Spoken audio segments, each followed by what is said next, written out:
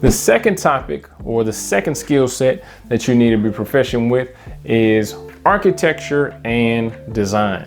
So you need to be very, very, very, very careful, very, very meticulous when it comes to the design and the architecture of your organization, of your applications, of your website, of your network, just to reduce some of those vulnerabilities that we talked about in the first domain. So a lot of times we're going to be talking about stuff in an enterprise environment or a big corporation, right? So a big organization, not just mom and pop, not just me and you, not your personal network, but a big network, a big organization, right? So an enterprise level. We got a bunch of employees, we got a bunch of different devices, we got a bunch of moving parts.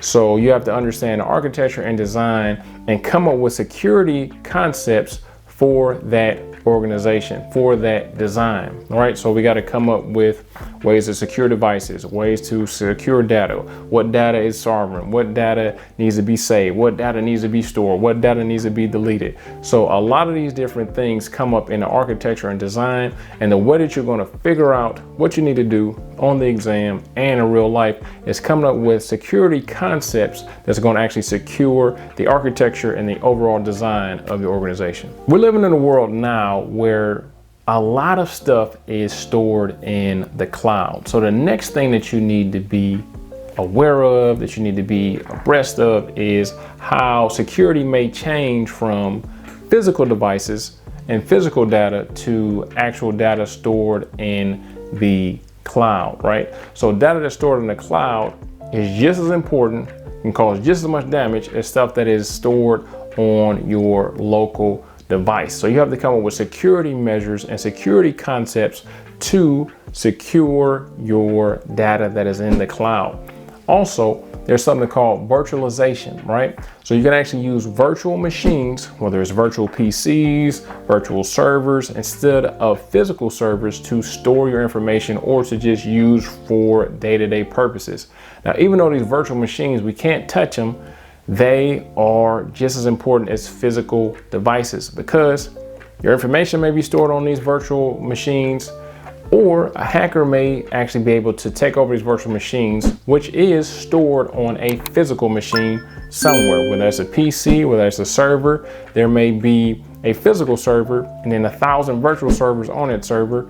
And if they get access to the virtual servers, they may get access to the physical server, which means that they have access to the whole shebang-a-bang, which is no bueno. The next thing we need to think about is application development. Or let's say that we're coming up with a new app. We need to figure out how to make the information secure, make the app secure, and actually be able to provision it, deprovision it, basically meaning like, okay, let's onboard it, let's give it to the public, let's make sure it's cool, let's make sure we beta test it, let's make sure that everything is good to go before we give this to the public. Where if you put in your social security number, you put in your credit card number, and it's not safe, that can be a catastrophe. So when creating applications, you have to always, as I said before, think about it as a hacker.